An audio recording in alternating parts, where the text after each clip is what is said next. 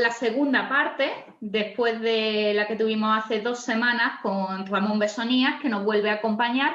Esta vez, si la otra vez hablamos de Visual Thinking y del libro que acaba de publicar de Diario de una cuarentena, de campaña, de la pasada cuarentena, ahora vamos a intentar hablar de ese Visual Thinking aplicado tanto a la filosofía, en aula o fuera de ella, y a la filosofía para niños, que es lo que nos tiene también por aquí. ¿Cómo empiezas cuando tú conoces a un grupo nuevo de alumnos, Ramón? ¿Cómo empiezas con ellos el primer día sin que ellos te conozcan de nada? Y les dices, hola, vamos a hacer Visual Thinking. Bueno, así no funciona nada. En realidad nunca hacemos eso. Quien haga eso ve que no le va a funcionar. Vamos mal. Lo sabemos que no funciona en el aula, porque la primera cosa que yo recomiendo en los cursos de formación de Visual Thinking a los docentes es que primero, no se puede enseñar lo que no se ha aprendido. Claro. Es decir, si tú como docente no aprendes a quitar el miedo a garabatear, a utilizarlo en tu vida cotidiana o a diseñar contenidos de aula que estuvieran encaminados a que el alumno comprendiera la información que tú mismo le ofreces, ¿no? Porque esa es otra, ¿no? Que el alumno te comunique bien no implica que el profesor comunique bien, ¿eh? Le pedimos a los alumnos comunicar bien y comprender las cosas, pero a veces el profesor no comprende las cosas a la hora de comunicárselas al alumno. La tenemos muy clara en nuestra cabeza porque llevamos muchos años en esta profesión, porque hemos hecho 5 años de carrera, porque tal. Pero luego se la tienes que explicar a un adolescente. Entonces tienes que utilizar un lenguaje, tienes que procesar la información en modo alumno, ¿no? En modo adolescente. Entonces, claro, ahí tienes que hacer un acto de traducción. Todo profesor en realidad es un traductor en potencia. Y eso se aprende, eso no viene de fábrica. Lo tienes que hacer poco a poco. Entonces, con el Visual Thinking, como el trabajo colaborativo, cualquier cosa, el profesor lo tiene que aplicar primero con él. Y una vez que lo ha aplicado, el alumno verá lo que hace el profesor. Ah, pues tú haces garabato, pues ¿cómo se hace esto? Habrá un acto de imitación, desde los contenidos presentados visualmente por parte del profesor hasta, por ejemplo, el garabateo en una pizarra, ¿vale? Existen muchas posibilidades de que el alumno vea en ti un ejemplo de otra forma de hacer las cosas. Y una vez que se genera esa empatía, esa transferencia, tienes que intentar luego pasar a la segunda fase, intentar pequeños ejercicios sencillos que ayuden al alumno a incorporar lo visual en sus prácticas, en sus rutinas de aprendizaje. Y ahí es donde nos encontramos con el problema. El pensamiento visual no está incorporado en las rutinas habituales, en la cultura de trabajo del profesorado ni del alumnado. Entonces, cuando tú le planteas a los alumnos esto, la primera sensación es de resistencia. Yo no sé dibujar, esto solo es para niños pequeños, ¿vale? Entonces, claro, ¿qué sucede? Pues que tienes que ir muy lento, tienes que ir despacito, ¿vale? Claro, Si no aquí lo está sería trabajando otros lo docentes, fundamental el del mismo, andamiaje, de ir poquito a poco, paso a paso, claro. actividad con actividad, para Claro, por ejemplo, en poderlo conseguir. Extremadura, en la Consejería de Educación de Extremadura, conseguimos, costó muchísimo que consideraran al pensamiento visual como una metodología activa importante, además del trabajo colaborativo y otras más, ¿no? Pero costó muchísimo, porque había incluso gente en el Departamento de Innovación Educativa de las consejerías que no sabían lo que era el pensamiento visual y que se creían que eso era garabateo. Ellos mismos estaban contaminados por esa cultura de trabajo donde lo visual queda totalmente relegado. Entonces, ahí hemos tenido algunos profesores que hacer un poquito de punta de lanza, ¿no? Para que poco a poco en las administraciones se den cuenta de que el pensamiento visual puede ser una estrategia tremendamente útil desde aprender a aprender como cualquier otra cosa que le sirva a los alumnos para comunicar. Entonces, y que es clave para las competencias lingüísticas hoy en día, ¿no? Que son fundamentales, ¿no? Entonces, es un camino lento, que el profesor tiene que tener paciencia. Con mucha facilidad el propio profesor se puede, al final, desfallecer y decir, pues yo esto lo dejo porque el alumno no quiere, porque solo lo utilizo yo. Pero claro, si tú eres el único que trabaja colaborativamente, te va a costar, pero te vas a dar cuenta que poco a poco vas a ir consiguiendo tus objetivos. Y no lo puedes hacer de golpe.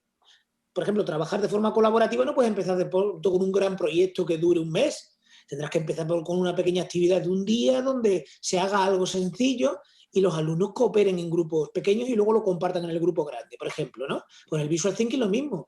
Pequeñas pequeños garabatos que ayuden a comprender una información y que están en ti y luego sean capaces ellos de trasladarla a sus propios apuntes, a un reto que les envíes, Sería que les digas que de tengan que una hacerlo manera en clase. progresiva. Sí, de progresiva, Entonces, sí, es fundamental, ¿eh? Una de las causas por las cuales las metodologías activas entran muy lentamente en el profesorado es por desgaste, el desgaste de la planificación, ¿no? Se planifica como que creyendo que eso se va a aprender rápidamente, ¿no? Los alumnos, cuando tú les dices, vamos a hacer un examen, enseguida saben lo que tienen que hacer. Son unas preguntas, lo hacen, te lo entregan y ya está, ¿verdad? No te preguntan, ¿y esto cómo se hace? ¿Esto de un examen qué es? No, ¿por qué? Pues porque llevan desde que empezaron la educación haciendo exámenes. Pero, sin embargo, si tú les dices que ahora tienen que garabatear, tienen que trabajar en equipo, que ahora tienes que exponer oralmente, pues entonces le entran nervios, dice, ¿y esto cómo se hace? Me tengo que exponer, además yo, mi voz se tiene que exponer ahí, mi garabato, ¿vale? Entonces, esa exposición emocional, esa salida de la zona de confort del propio alumnado,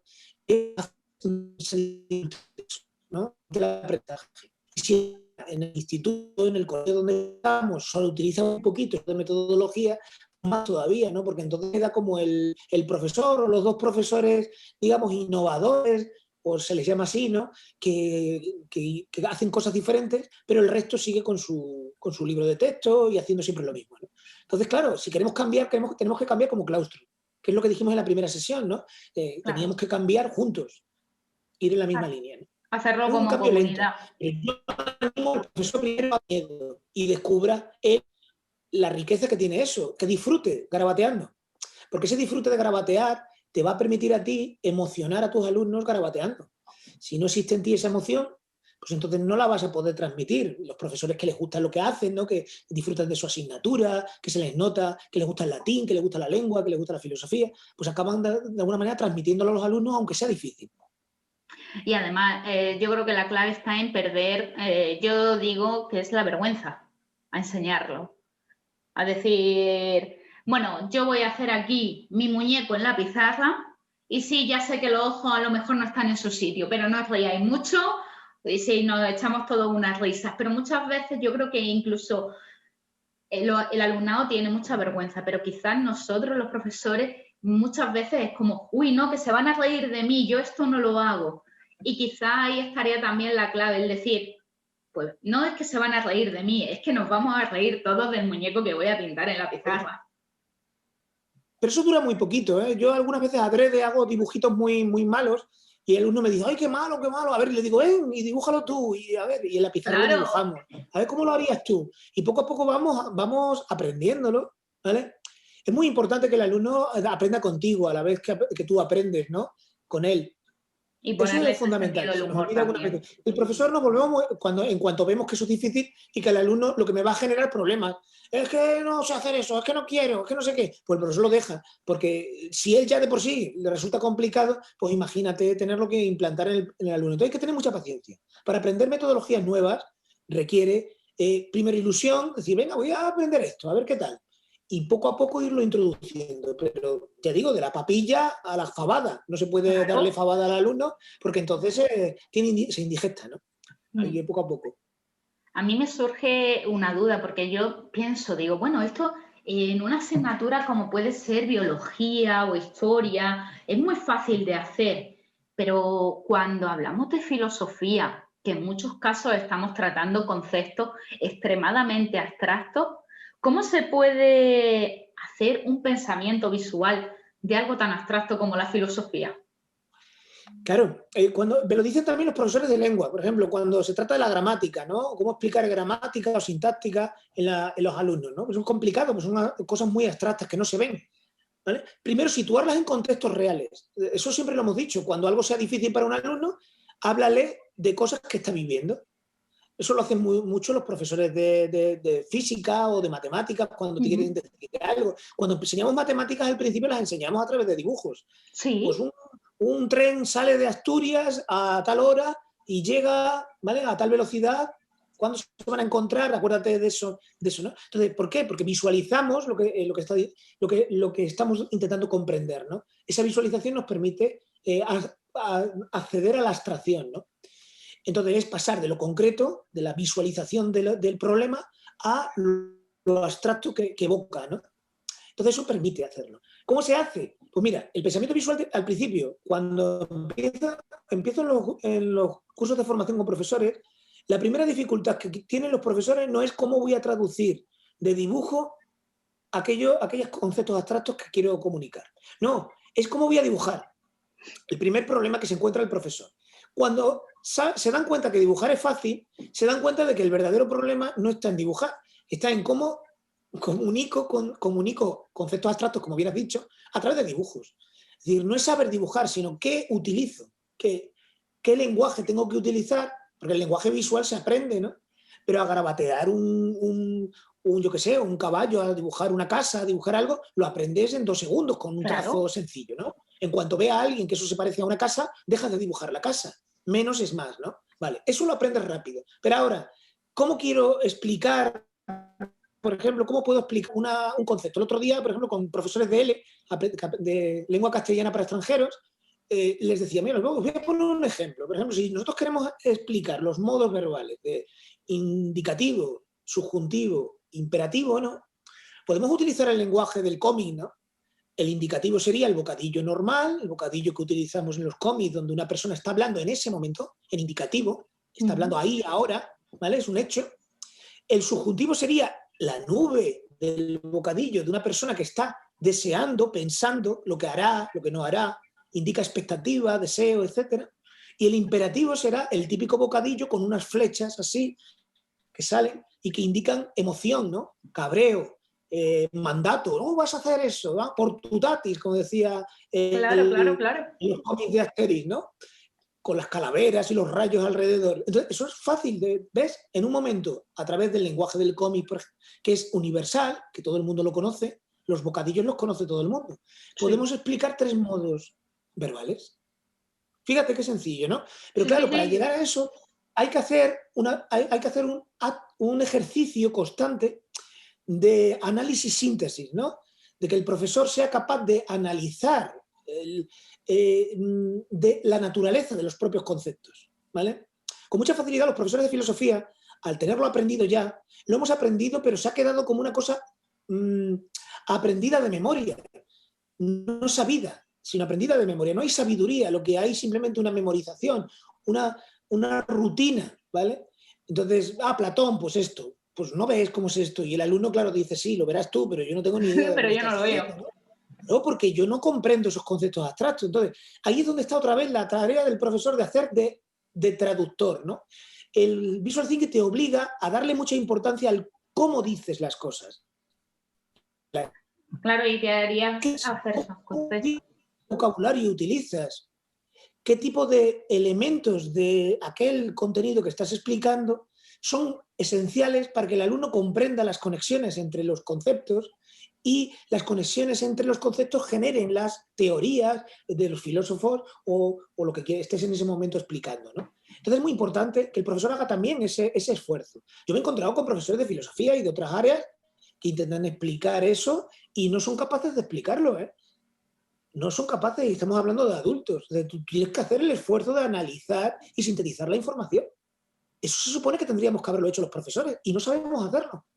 Eso significa que nos a dar una versión de los contenidos en modo automático. Le explicamos a los alumnos las cosas en modo automático. En alguna ocasión, cuando el alumno nos pregunta y nos dice no lo entiendo, a lo mejor nos preocupamos por explicárselo de otra manera, ¿verdad? Sí, pero lo hacemos en ese momento. No hemos pensado que a lo mejor ese debería de ser el verdadero objetivo de la enseñanza. El ver a ver cómo traducir constantemente algo a un lenguaje mucho más fácil, mucho más cercano a la realidad del alumno, que le permita pensar, que ese es el objetivo que tenemos en filosofía, ¿no? Pensar. Pero pensar no sobre lo que tú quieras, sino sobre algo que tú quieres, pero que esté en conexión con algo que él vive, ¿vale? Entonces, es muy Sería importante esa interesante. labor de traducción. El pensamiento visual ayuda mucho a traducir, porque te obliga otra vez a que todos los contenidos sean analizados y sintetizados. Bueno, Y a mí ahora esto me lleva a otra cuestión. Claro, nosotros cuando hablamos de filosofía para niños hablamos de pensamiento creativo, de pensamiento crítico y de un pensamiento cuidadoso. Yo veo bastante clara la imbricación con el visual thinking, pero ¿cómo lo explicarías tú? ¿Cómo podríamos unir ese visual thinking, ese pensamiento visual, con la filosofía para niños, teniendo en cuenta los tres pilares fundamentales de la filosofía para niños? Claro, primero, también te digo, los cursos surgen niveles diferentes, ¿no? Por ejemplo, llegan un profesor, yo doy cursos a gente que desde infantil, ¿no? Gente que tiene alumnos con dificultades de aprendizaje fuertes, Sí. difíciles, ¿no? Hasta profesores de universidad, ¿no? Y claro, te das cuenta de que los problemas son los mismos. Lo que pasa es que los niveles son diferentes. Entonces tú no puedes enseñar de la misma forma. Las categorías de aprendizaje, las categorías que vas a utilizar tienen que ser de menor cantidad y de menor complejidad, ¿no? A la hora de visualizar los contenidos, ¿no? Eso es lo primero que tiene que tener en cuenta una persona cuando utiliza el pensamiento visual con niños, por ejemplo, ¿no? De una edad determinada. Imagínate que queremos trabajar con niños de 5 o 7 años, ¿vale? Hay conceptos que un niño muy pequeño ya a verbalizar cosas, ¿no? Pues lo tienes que hacer sobre realidades muy... Tú no le puedes poner... no puedes abstraer un círculo. No puedes hacerlo del indicativo, por ejemplo. Lo del indicativo estaría prohibido para un niño de 5 o 6 años. Pero sí puedes hablar de la vida en concreto, de lo que está viviendo, por qué hizo las cosas, el concepto de intención que va apareciendo, ¿vale? Entonces, y eso sí se puede visualizar. Pero se puede en forma de narrativa. Tiene que haber una narrativa, algo que evoque algo que ha vivido él, una realidad, empezar con un juego, un cuento, una narrativa visual que permita luego reflexionar sobre ella, ¿no? Pero vamos, las narrativas visuales también se utilizan con adultos, ¿eh? Sí. Y funcionan muy bien. Pero con niños pequeños tienen que estar más simplificados los dibujos, más secuenciadas, claramente secuenciadas las viñetas, etc. Y las pueden construir poco a poco. Uno de los problemas del visual thinking y la filosofía para niños es que si tú quieres que el niño también dibuje, está el tema de la psicomotricidad fina, ¿no? El niño al principio verá imágenes, ¿vale? O otro niño más mayor le enseñará al niño más pequeño aquello que ha hecho. Pero que eso es muy útil, ¿eh? Muy interesante. Se hace mucho en las escuelas, el aprendizaje Sí. con los mayores. Pero si lo haces con niños muy pequeños, entonces los niños todavía no tienen la psicomotricidad fina como para hacerlo. Pero sí pueden intentar hacerlo, porque en el visual thinking no es importante tanto el cómo ha dibujado, porque ha dibujado ahí lo que quiere plasmar. Y eso lo es bien, ¿eh? Esto es un burro, eso es un burro, aunque el profesor vea ahí otra cosa, ¿vale? Y tú al final te crees que eso es un burro porque para el niño es un burro, ¿vale? Y es importante. Eso lo ves en los garabatos de los niños desde el principio. Y ahí se pueden crear narrativas impresionantes, ¿no? Con eso.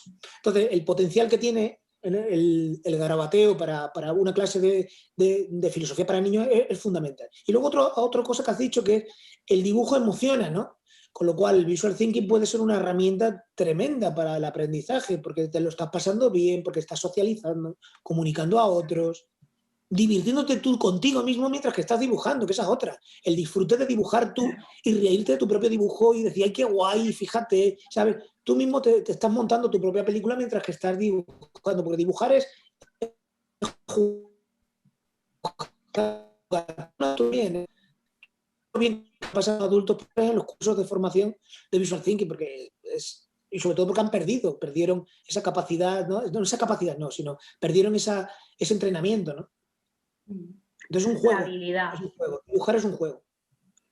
Claro, que ahí estaríamos trabajando todo desde el pensamiento crítico en función de la imagen hasta el pensamiento cuidadoso de la empatía, del cuidado del otro, del cuidado de uno mismo, del cuidado del mundo y, por supuesto, la creatividad. Entonces, partiendo Sí, de luego hay otra ahí, cosa que has dicho que es el tema del pensamiento. Es decir, mientras que se dibuja, esa formación rápida como en un tuit, como en una red social, que ese es el gran problema que nos encontramos con los adolescentes, al estar acostumbrados a informaciones de corta y pega, que duran muy poquito tiempo, a las que les damos muy poca atención, de pronto enfrentarse a un texto les resulta muy complejo. Utilizar el pensamiento visual obliga al alumno a, sin darse cuenta, estar pensando lentamente, pero pasándoselo bien mientras que está pensando, ¿vale? Igual que es mucho más divertido pensar juntos. Pensar en un coloquio, en un debate, es mucho más divertido que tú delante de un texto. Por eso en los debates en clase, las experiencias de debates dialógicos, ¿no? Son fundamentales también, para aprender juntos, divertirnos juntos, reírnos juntos mientras pensamos. Aunque al final es de lo que se trata, Sí. de coger algo que nos haga pensar a todo y reflexionar a todo, que al El final juego, estaríamos trabajando lo mismo. también el adulto piensa mejor divirtiéndose. El bar el bar de los adultos, es el lugar de la filosofía, donde mejor filosofear, ¿no? Entonces, ¿por qué no dibujar también? Que es un sitio donde uno puede divertirse, ¿no? También. Donde poder hacerlo. Sí. Pues con esto terminamos por hoy. Únicamente ya dar las gracias a Ramón y recordaos que podéis verlo, ya lo sabéis, en YouTube y escucharnos en los diferentes soportes de podcast como son Spotify o iVoox. Pues muchas gracias a vosotros, a vosotras, y nada, a ver si conseguimos que la filosofía sea una área troncal desde la infancia, ¿sabes? Que haya filosofía, mucha filosofía, sea como sea, en la primaria, no solo en la secundaria.